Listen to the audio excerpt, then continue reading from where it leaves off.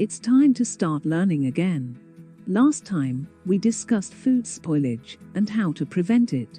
In this lesson, we will cover the design aspects of the food premises and the specific construction required. So keep on watching and observe carefully. First up, selecting a suitable site. A catering business is likely to be set up in pre-existing premises, but can also be in a new build. Either way, it must have several essential basic criteria on which its structure and services can be based. It must have adequate gas and electricity, lighting, water supply, toilet, and washing facilities, and allow all these to be easily accessed for adjustment and repair. It must be pest-free, well-ventilated, secure, and not be prone to flooding and unacceptable odors, chemical pollution, dust or humidity. It should not be the source of extreme noise levels that disturb its neighbors. To ensure that catering premises can maintain their hygiene and service standards, several general design principles must be adhered to. These are: separation of clean and dirty processes, including pre-cooking and post-cooking areas and packaging removal area. Prevention of contamination and cross-contamination, consider physical, biological and chemical possibilities, and stop them all. Linear workflow from raw materials to finished products to minimize the likelihood of cross-contamination and distance traveled by ingredients, food containers, utensils, packaging, waste food and staff overall.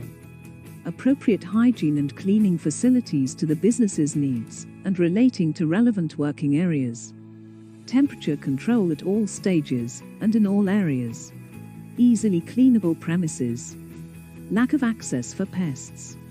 Outside areas must be suitably constructed and drained.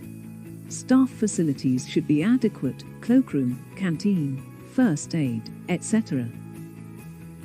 Secondly, now we are going to cover proper construction of food premises.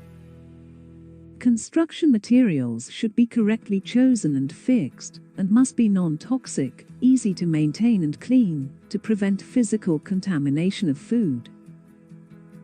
Ceilings can be suspended to conceal ductwork and wiring by aluminium-backed fiberboard or solid ceilings.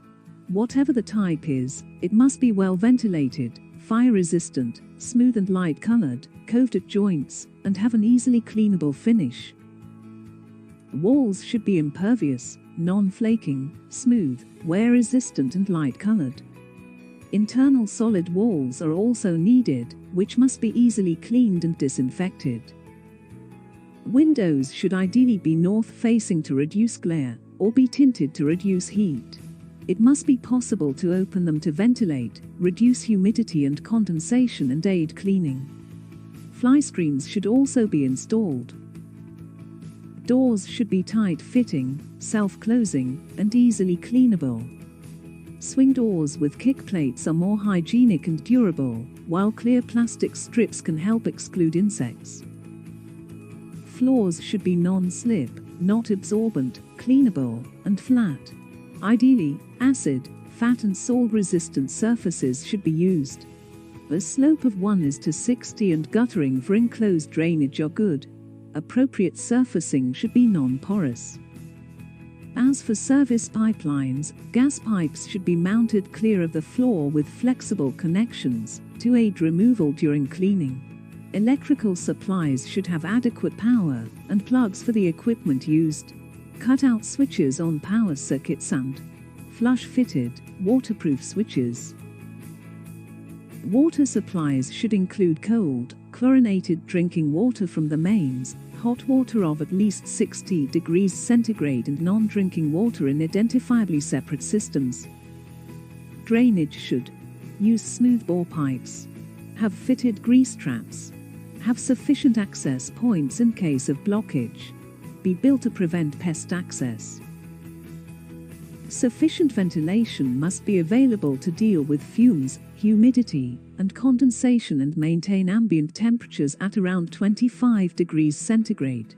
If natural ventilation cannot cope, then adequate mechanical means must be installed, extracting from the cleanest to the dirtiest areas. Steam and smoke producing equipment should be hooded. Premises should be sufficiently artificially well lit in all areas, preferably by fluorescent tube. Natural light produces glare and access to pests.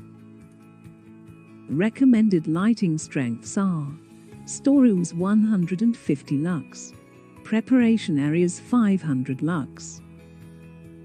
For hygiene, sufficient hand washing and drying facilities must be installed, with enough basins placed at the entrance to preparation areas. These should be accessible, made of stainless steel and fitted with mixer taps and correctly trapped wastewater pipes. So what about disinfecting utensils and equipment? Adequate facilities for cleaning should also be present. The water should be hot. Separate clean and tidy cupboards or rooms must be available for the staff to leave outdoor clothing, change into dry clothes. Now let's talk about waste disposal. Disposal systems must be built in and pre-planned. Waste food must be kept separate from paper-based refuse and removed daily. Other refuse should be collected twice per week. None should be allowed to accumulate. Bins should have different purposes and have well-fitted lids and lined with disposable waste sacks.